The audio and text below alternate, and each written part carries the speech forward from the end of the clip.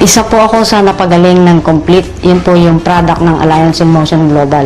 Actually, ang kapatid ko po, ang nagsimulang gumamit noon. Nabulag po siya for several months, almost 6 months. So, nang ma-introduce sa kanya yung Complete, nag-try siya, 2 boxes lang ang ininom niya.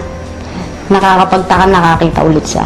And then, after po noon, February last year, na-diagnose po ako na mayroon akong breast cyst sa dalawa. At the same time, meron din na-diagnose din po na meron akong scoliosis. Bedridden po ako ng 5 months. And then sabi ko, kung napagaling yung kapatid ko, bakit hindi ko itry? Nag-decide po ako na mag-take ng Complete kasi talagang sobrang hirap na. Pakiramdam ko mamamatay na ako kasi parang may nakadagan sa dibdib ko.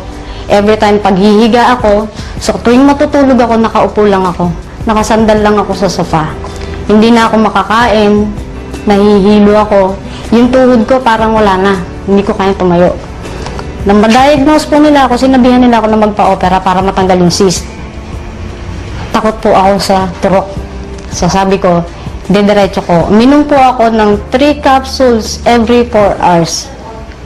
And then after 3 weeks po, sinubukan ko maglakad kasi nabawasan yung pain. So hinahapo ako that time. After 3 weeks po, naglakad ako, nakaabot ako ng 3 blocks away from home.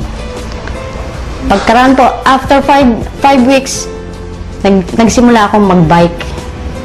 And then hanggang sa kasalukuyan po, dire-diretso po akong umiinom. Wala na po totally yung aking cyst. Hindi ko po alam kung paano natunaw yun, pero nawala po lahat ng pain. So, yung middle bone ko po na sinabi ng doktor na namamaga noong February last year, na-prevent po yung paglala.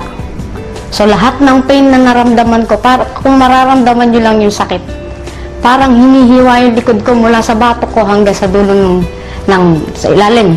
Para siyang hinihiwa. So, every time na huhugot ako ng paghinga ko, napakahirap para sa akin. So, nung mag-take ako ng Complete, lahat po nawala.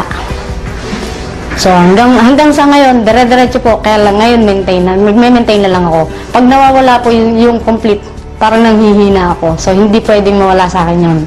Napaka-imposible na paniwalaan na ako nakabangon.